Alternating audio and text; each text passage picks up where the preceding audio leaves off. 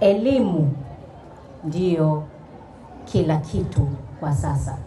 Usikubali ukawa huna elimu.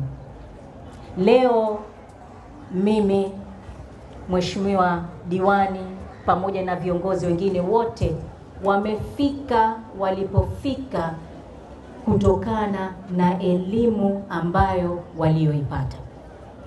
Ndiyo tunajua kwa wale ambao wanaoamini Mwenyezi Mungu, yeye ana play the bigger part sisi kuwepo kufika hapa tulipofika, lakini na elimu ni mojawapo.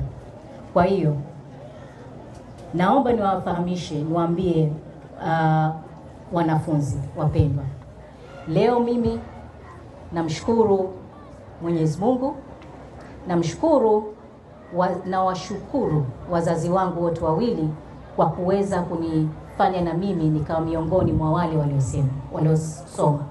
Nasimama hapa nikiwa mimi na master ya finance and management, lakini sikuishia hapo. Kwa wale ambao ni wasomi wa finance au accounting, mimi ni ACCA. Kwa hapa Tanzania wanaita CPA. Kwa hiyo kama unavyoona, hii yote ni juhudi ya wazazi na juhudi yangu pia kupenda kusoma.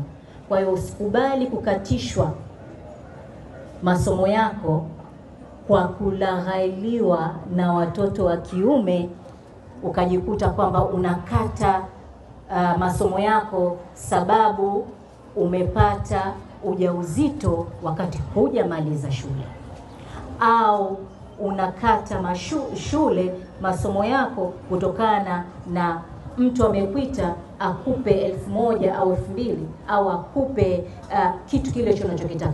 Usikubali. Mwambie mimi sitaki, acha nisome.